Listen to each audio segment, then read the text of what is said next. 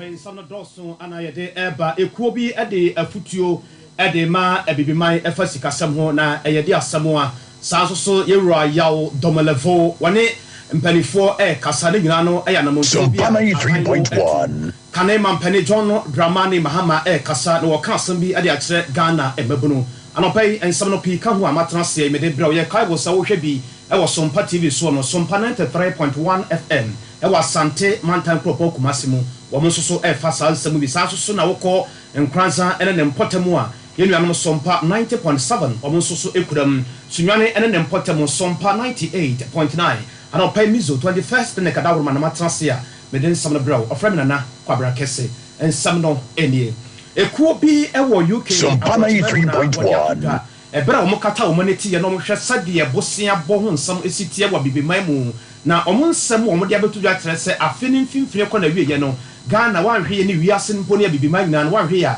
yɛ nhunu nneɛma yie ɛnam sɛ wohwɛ afraase yɛ a etwa mu no a sɛ obi kɔgye bosia ne ntua no ne nsi ho ne adeɛ no na akɔyɛ dene paa na no ka ho bi akɔyɛ sikasɛm ne ne nkyerɛkyerɛ mu ntinam so amyɛ ne mpanimfoɔ bi edi nkɔmɔ wɔn a onim de ɛfa sikasɛm mu ɔpani a yɛfrɛ ne sɛ nana otuo ɛkyampɔ na wɔboa yɛkyerɛkyerɛ mu sɛdeɛ mpanimfoɔ no nsɛm a wɔn ka no ɛne asɛm sɛ wote asɛn ɛna ka kyerɛ wiase ne adasa. Well, I think basically or generally they've got it right in that it has to get a little bit worse before it gets better. Now, the high inflation rate, the high interest rate have not helped. The Ghana Association of Banks released the Ghana reference rate this morning, which is at 32%. Now, you then have to add the risk premium of the various lenders, which ranges between 2 and 7%. So at the tail end of 7% for, say, a typical SME, that is putting interest rate around 40%. That is very high, and therefore it will take some time until the rates start coming down. Things can really get worse, but there is a light at the end of the tunnel that things will get better once we go through the end of the first half of the year. Now, here you see some Ghana Revenue Authority and Official Strategy Mobilization Limited. Nen samwa akoso ewo Ghana ha manfo kyerɛ sɛ no kura nyame ni hwɛ de contract no ho nsɛm sikɔ yɛ na kyerɛ sɛ awia ammomu papa no aka ho bi ma kane auditor general yɛwura yawo Sompa 93.1 afutuo ama ɔmampani nana adodankwa akufado sɛ wɔn tia sɛ sɛ bi aboa wɔ so no etwa mu na etuo da hɔnom ne yɛde sika na pɛsɛ ekum wɔ so no basa na ɛkame akɔ ka so ɔman no yɛnim nya yɛyɛ bia.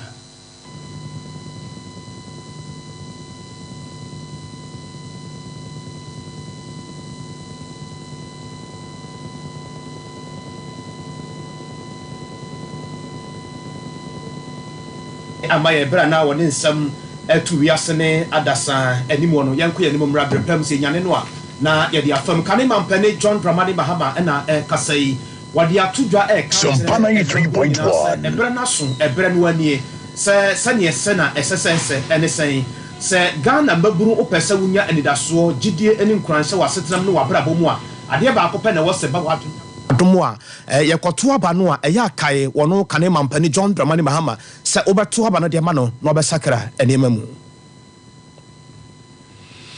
abusuan yan hwe na yan koyanim kakra emra se policy is a game changer. Evidence suggests that running 24-hour economies has propelled many great nations such as the United Kingdom, the United States of America, and South Korea. Indeed, South Korea is living proof that with the right leadership, a country can transform from underdeveloped to highly developed. It happened because in 1960, the leaders of that country took the strategic decision to turn it into an export-led economy. More precisely, into an economy that grows by exporting manufactured goods. To do so, they transformed the economy into a 24-hour one. This initial boost in productivity and the determination to find more export markets turned that country into a highly advanced one. The GDP per capita grew from $158 to $6,600. Introducing the Mahama 24-hour economy is the right thing to do for Ghana. especially considering the state of our country today. It will boost our manufacturing industry and transform our country into an export-led economy, providing the world with goods made in Ghana. Introducing the 24-hour economy will significantly increase the number of well-paying jobs available to our young people. This is extremely important because the young people are the ones who will build tomorrow's Ghana. Transforming Ghana into a 24-hour economy will increase the productivity of our industry, services, and agribusiness. Kanema Bani John Dramani Mahama and Ayatene Kamayan Sanko Yachinian Kofa Royal Domelevo Brana Wadia Futio and His Excellency Nana Adodanko Kufuado. We are not satisfied with the findings of the investigation, and we want to do further work, be it an audit or an investigation. We have sufficient institutions existing already on the consolidated fund. Let me draw attention here. What pains me about government is the fact that whenever there is a wastage or a reported wastage, they waste more money, which are not necessary. Why will the president not activate Article 187 Clause 8? He's a lawyer, you look at it. Article 187 Clause 8 provides that in the national interest, the president, with advice from the Council of State, may ask the Auditor General to conduct an audit. So why will the president not just refer this to the Auditor General? Because if the Auditor General is looking at all those things, he is seized with the power to even disallow the transaction. And if payments have been done unlawfully, he has the power under Article 187 Clause 7B to disallow and surcharge, and that will serve our interests better. It's a serious misnomer because Auditor General has that mandate already. Yoko has a mandate already. OSP has a mandate already. Unless the Auditor General tells us that they don't have the capability or the capacity to do this. Let me give you an example. When NPP amanyo kona nura na se woni sesa okachira wa sentiment no nyina kire se woni opese osi o manfo na mu Ghana barase betwamu no sa wo so sada ye ni wia na ensi ho no mu age se wo fa o manfo bi ensem ma ye do so hunu se wo modu na wo CPC ta se wo se barase betwamu timi si manfo na mu a sabi pepepe na akoso na nura ye nua bema Ebeneza owuso ansa e fa sentiment krokon kumasemu e bonebo e chinchin ya fa kro from ni asokwa ne important we sade adoso dwumadie no e kronsam pi e na o chekere ya wode embaye wo chekere mu sese obi wo hono a na ye no e de asi nkyaniam ne ma baako mienu miensa binti na wamana nso ne Dr. Yimana Rosai Boaten ya hafo no South East about on person no so no oda number 3 e wo pipa no so wode ne tin koma busa na se ya wo so mawie de ne wom ne wasi bisa ni breti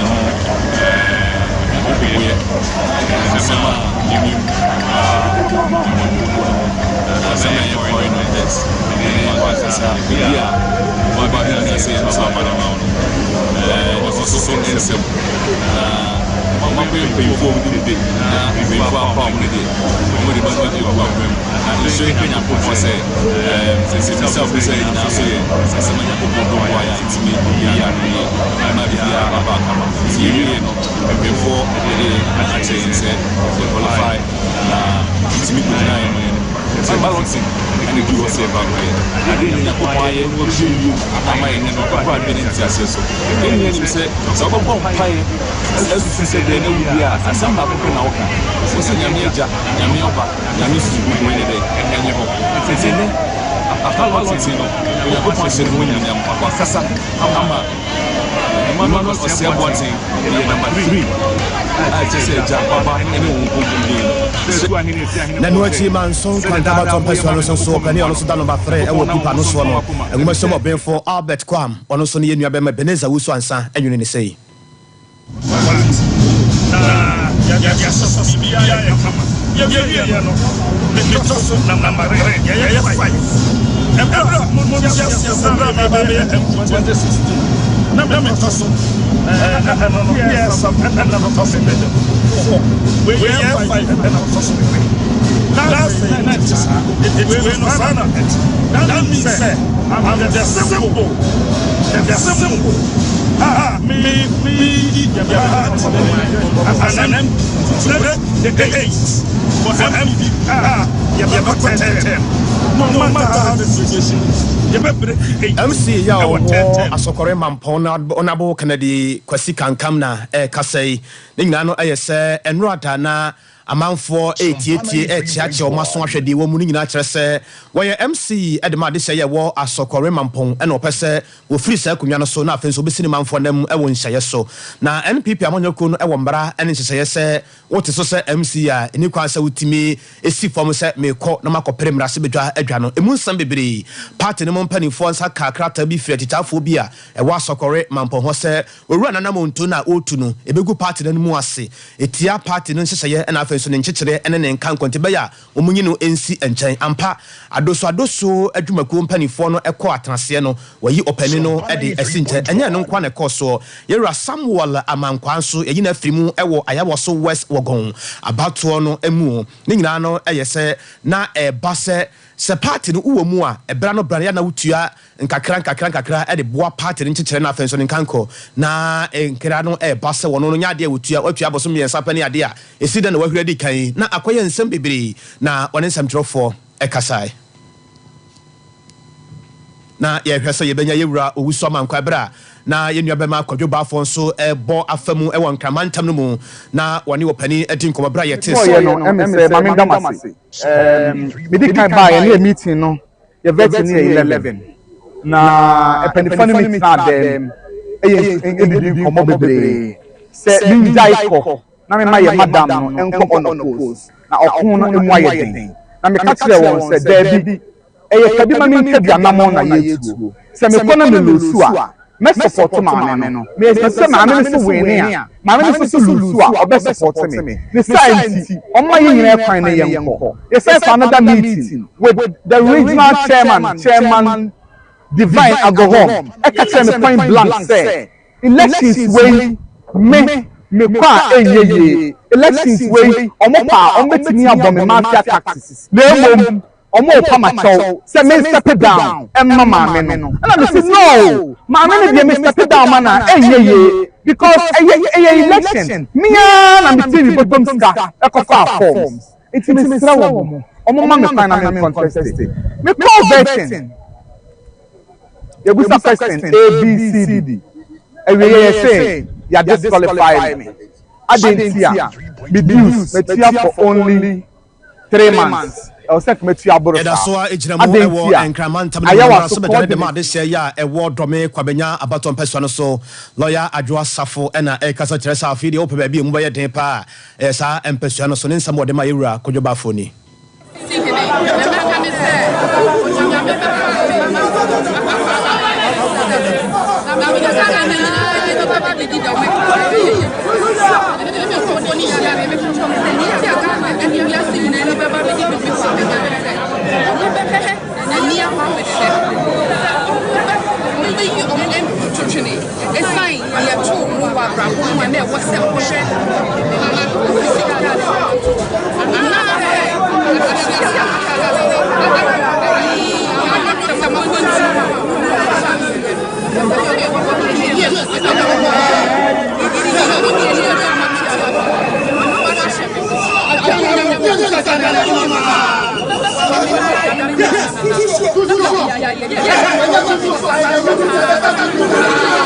Ekwa mu ka delegate bi so ɛkyerɛ sɛ Michael Kwe Junior abrante no omu ade nti ɔmɛto atia no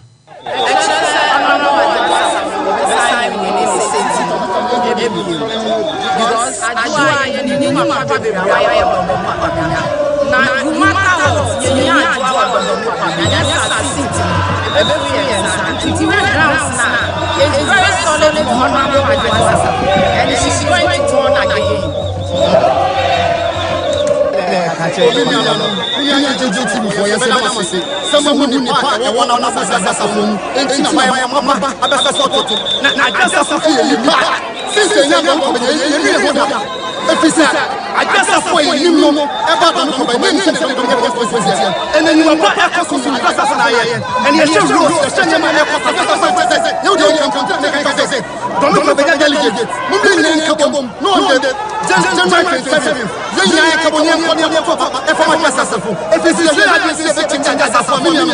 this is them. And this is now man why strong. And why strong. It's a successful.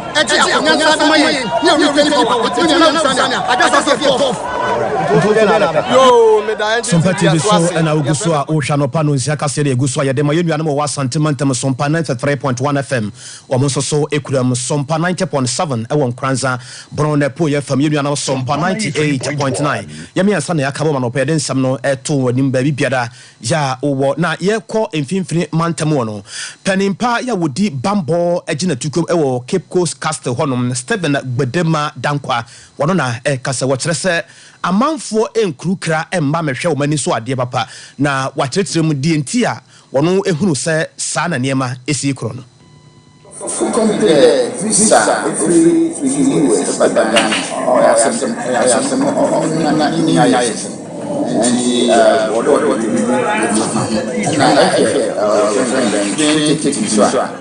compared to Nigeria, South Africa, Rwanda, but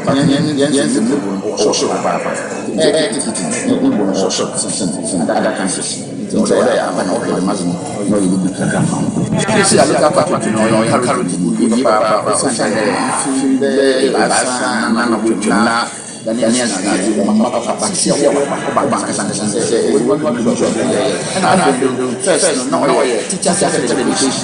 Now, students expect education. Almost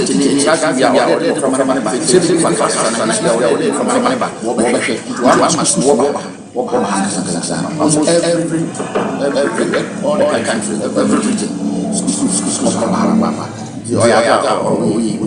very encouraging. Say, baby, Biada ya will be an apomodeno and koye. Nankasa, when you say, will be a hormone apomode one samno, while complaining at Chamesro, baby back open or say, Omandina Nitre, now Obada was a Ninquanagan, a 21st clinic. 21st clinic by in, or who says, Krubiwa, na Ekrubin so etwaso, and saying, what chili bremono, a bow to a foul seremu, and then 200 mono, a besu na poswano, a mutuchona, a yawa, Nantan Wyatt at the amount. What in Nuraho was Rasa, so one whom no one panina would be now we be saying, and Yadia qua, Mesrao, or say, Usikakwa, a 21st clinic, Siatica expert no, yani ankasa we are singing na obi agi atum sa baso body no de yani agi no kunkun fampa mantam dun sia no nyina na ye wo ho de hia na sa number na egu ase no obefa na wafre na ya kire oba bia eben na waba ama ye adwuma na kama ede ma bia wo kwa obeche bese do hwe bese numu nsia no oba simadua sape na wo na wasase a okro no etu ase wo mera ema bie mu etu ase wo mera ema bie mu enu ntine ma manfo eboya baso sa no 0540 311 311 0540 311 311 21st clinic yani sciatica expert ya bi e ka ho bia so yetu ase ya kyerese bra ya mere ho kura anopa hiri fa na wo hye ukosra wo bia na ukọ school ukọ adwuma mu bronya no wadi awia na ano ne ba akọpẹ na me kanfo de ma wo se ema bi empa fie hoda wadwuma mu kwankwan nua se nwuma ahodo mu ba bi biara ya wo fie adi a ukọ ne ba bi a upi a wo kọ nyina no drinks ba akọpẹ na wo se wo bi ehye hodom anigye ne ahurusie nko a eye 21st clinic akiri no na me kanfo de ma wo se eye mizu ene 5G na me ka ho asem na media ma wo nua ba ahodo pi ene ya heda trasia fifi mu aye na ebuo ni na gene paduane siye e wo pomdene e kwa so ani kasem wo mu no se mpempi no obahu se Dr. Silas ene mba no omota nam monten so na ka no di akire na ehu dwom na ye ton bi ejema wo wuhia ka na bomoden ne gina Dr. Silas na ejibi ba bia wo hye bia no so fre Dr. Silas a anopa wo awie wo anwumere wo dasuo mu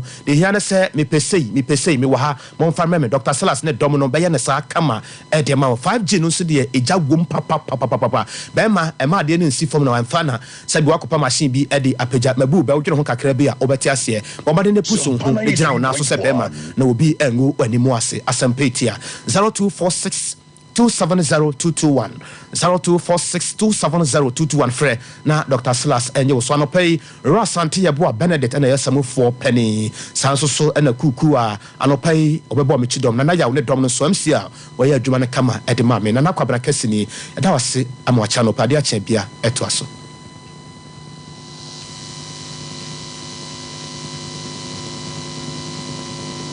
21st clinic yes sciatica expert sciatica no o nerves na wo to ase na fa wo sire mu na fa wo nasia be si ase ho no se ho techema